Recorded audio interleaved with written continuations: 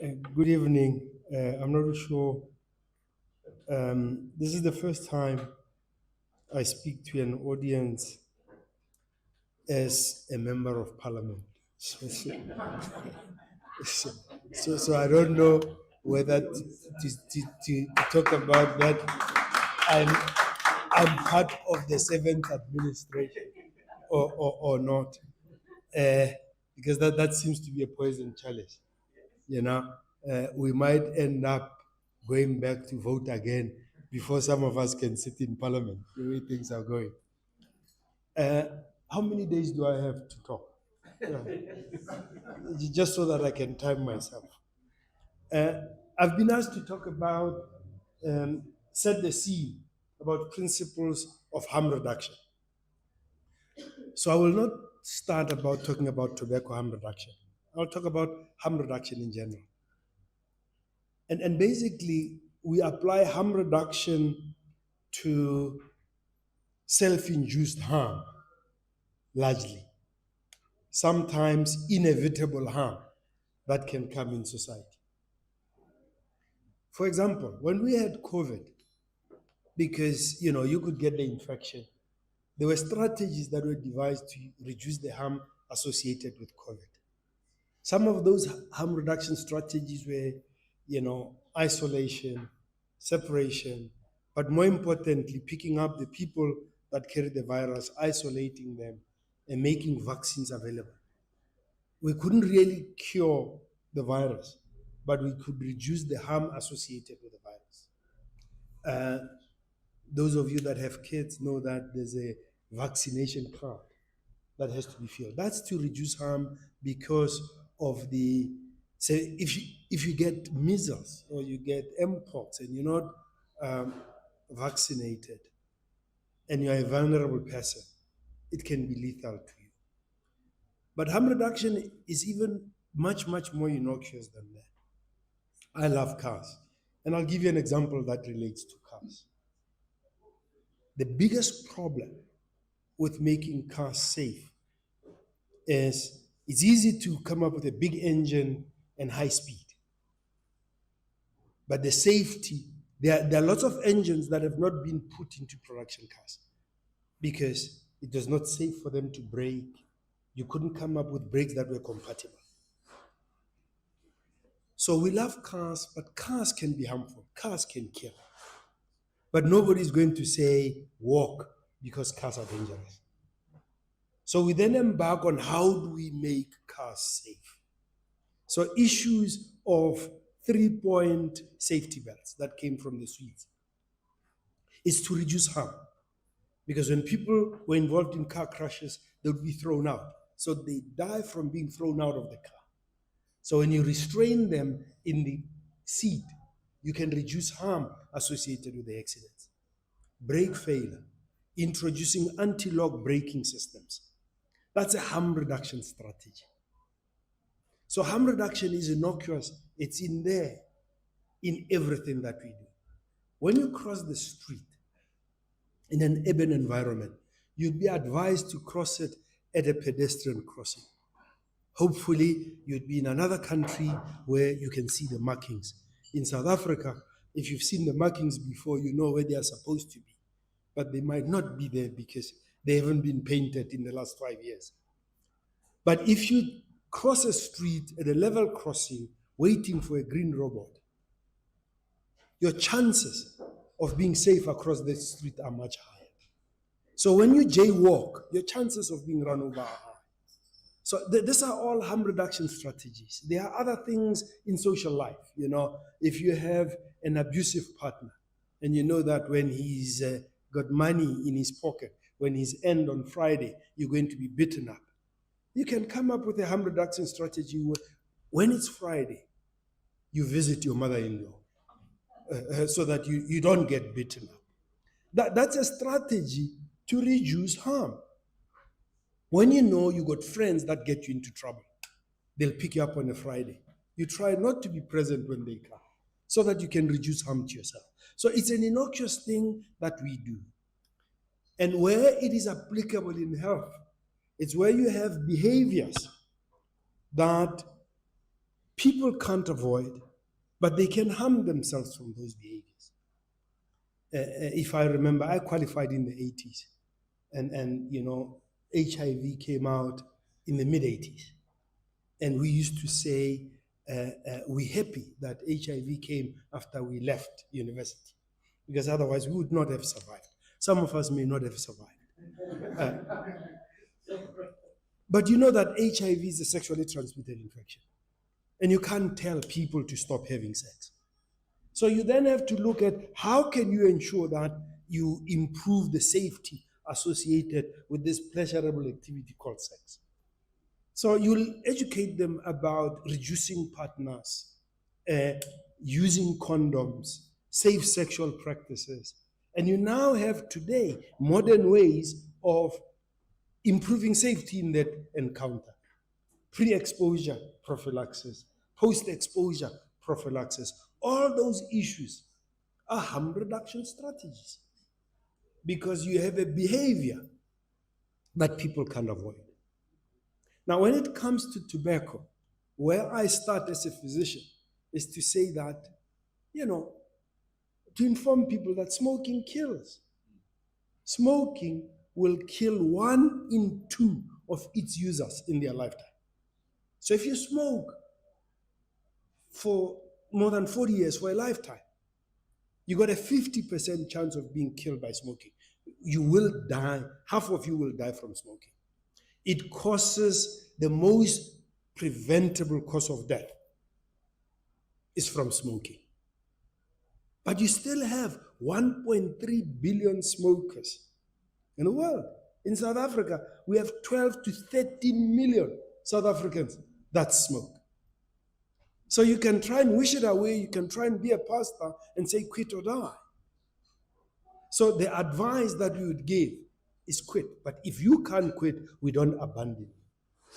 That's not what we do as the medical profession. So we meet you where you are.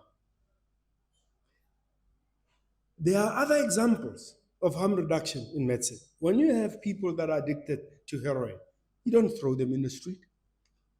You bring them into a care facility. You give them methadone, which is a less harmful way of getting you high, and you try and help wean them off the heroin and eventually wean them off the methadone.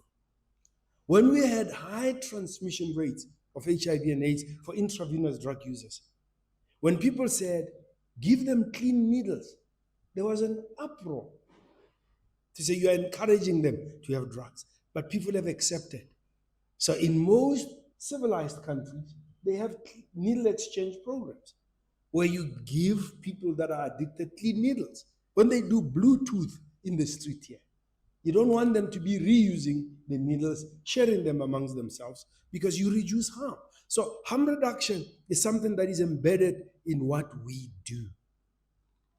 Now, when it comes to tobacco, we've known for more than 60 years. The Surgeon General's report was in 1962. The Royal College of Physicians report was in 1960, that the greatest problem with tobacco comes from combusting it. But remember also that the fastest way to deliver nicotine is through a combustible cigarette.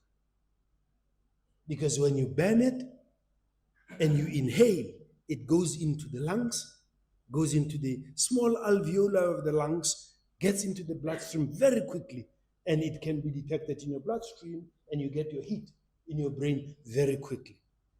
Very few of the alternatives have that delivery. There are few when you can come up with different nicotine salts where you can get close to that. But that is an effective way of delivering nicotine. It is also a cheap way of delivering nicotine. So, but it is the most dangerous form of getting your nicotine. When you burn tobacco, you produce over 7,000 chemicals. And about 18 or 24 of those have been identified by both the WHO, World Health Organization, and the FDA as carcinogenic. But they are mainly products of combustion. So the major harm caused by tobacco is from combusting. It's not that the non-combustible way is innocuous or it's harmless. That's why we're not talking about harmless. We talk about reducing harm. Now, when you avoid combustion, you can get your nicotine in a less harmful way. Now, I'll give you an interesting story before we come to vapes. The FCTC was signed in 2003. It was ratified in 2003. At the time that the FCTC was ratified, there were very few alternatives to combustible cigarettes. The only thing that was on the market was smokeless tobacco, just snuff. Now, a scientist whose father died from a lung-related disease in Sweden was a smoker himself, and he felt there should be an alternative. He knew that you'll have less harm from snuff, but he didn't like the unhygienic thing of spitting, putting it everywhere. You got to have a handkerchief. Those of you that have grannies that use snuff, you know what the challenges are. So he came up with a simple solution of putting it in a sachet, like in a tea bag, and having it that way. So in 1973, for the first time, a product was put on the Swedish market called snus, where they basically took the snuff that they'd been using for over 200 years, put it in a sachet, and that's for hygiene purposes.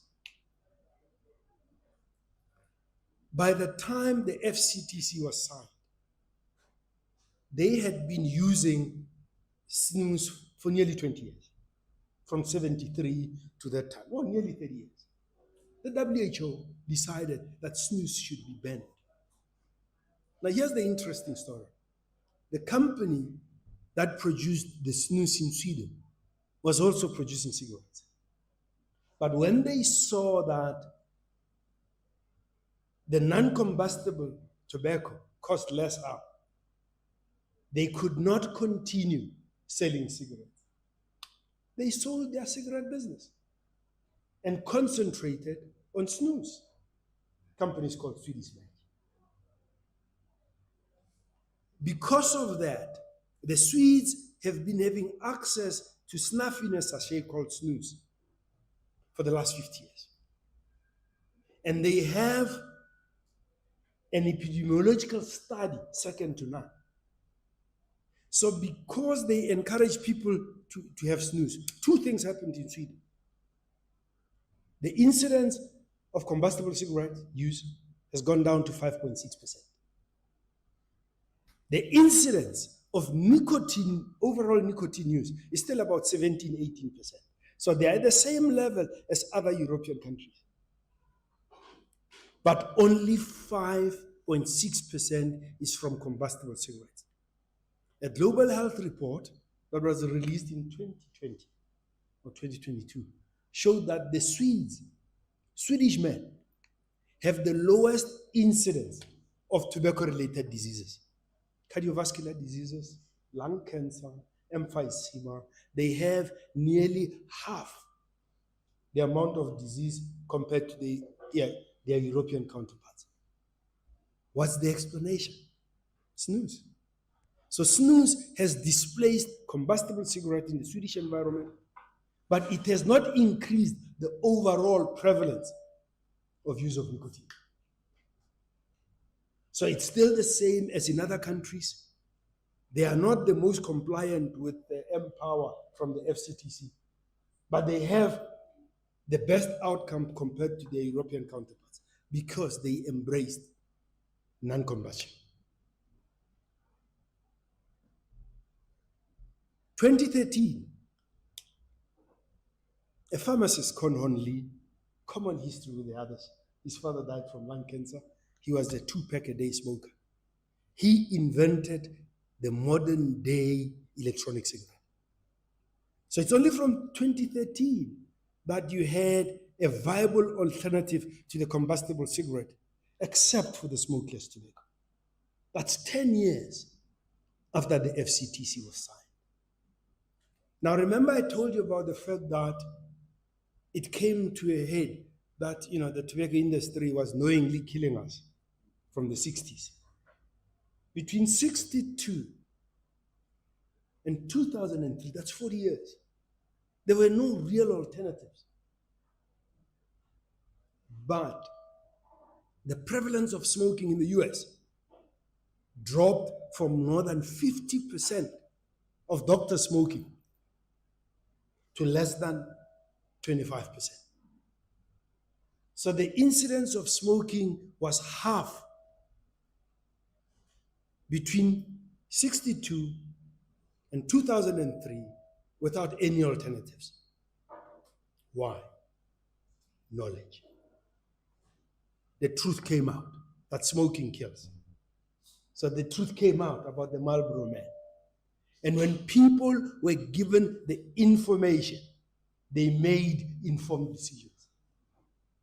There was no prohibition, there was no legislative framework, but when people got the knowledge, they made the right choices.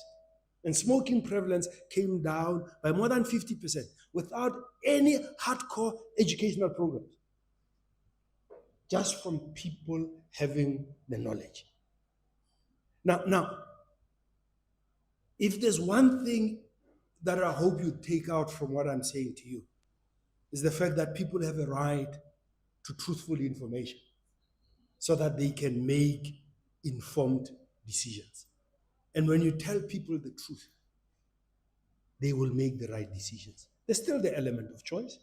I mean, in Sweden, women didn't like snus for whatever reason. So they continued with smoking. So Swedish women, the incidence of tobacco-related diseases is no different from other women in Europe. So you have a study of nature, because the Swedes keep statistics that will show you that there's evidence that the problem is with combustion. And if you avoid combustion, you're going to have less harm. Now, how does an electronic cigarette work? Well, before I go there, after 2003, in the medical field, because there's a guy called Michael Russell from the UK, who was a physician in South Africa before he left for the UK in 1976 or 78. Michael Russell said, people who smoke, they smoke for the nicotine, but they die from the tar.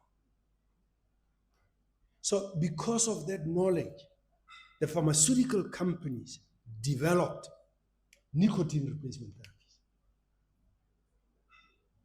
in the form of tablets, champagnes, in the form of lozenges, in the form of patches. So we knew that combustion is the problem. And that's why we have nicotine replacement therapy. It doesn't exist in South Africa because we're trying to save money and we're not providing better healthcare and information to our people. But it's a well-established thing. Now, that nicotine in nicotine replacement therapy is no different from the nicotine that you find in vaping products or in other products. So what e-cigarettes are, or what vapes are, it's basically extracting the nicotine from tobacco. But nicotine is very bitter. So it's colorless, it's bitter, and it's smokeless. So what you do, you take the nicotine, you put flavors in it, then you put propylene glycol or glycerine in it. That's the artificial smoke that you guys see in concerts. So that has been added to the nicotine so that you can have something that you see. Because people that smoke, they seem to get addicted to the clouds that they produce. So when you get rid of the clouds, that product doesn't sell. So that's what's in there and that's what you see. But what a vape is, it's an electronic device that vaporizes nicotine. That's what it is. Now, you got to ask yourself a question. If it is from prescription, the nicotine is great. But if it's over the counter and you can buy it yourself, suddenly it's demonic. Something doesn't add up. Something doesn't add up. And the tragedy about tobacco harm reduction is that there are people who have careers from hating the industry. I'm not too sure if there's anything to love about the industry. I'm sorry, my friend. It's one of those things where people who smoke are not seen. And it's the hatred for the industry that makes people come up with spurious arguments and argue on the other side of morality. Now, I'm just a physician. And my duty is, if you're going to harm yourself and you're addicted to that behavior, my duty is to help you, to teach you about alternatives. Whether it's just addiction to food and you are morbidly obese, I can't say stop eating. I have to sit with you, help you, tell you what the alternatives are. So the key issue is about knowledge. And what I want you to take from here is that if you avoid combustion, you will greatly reduce harm. Now, there are a few products that are on the market now that are non-combustible.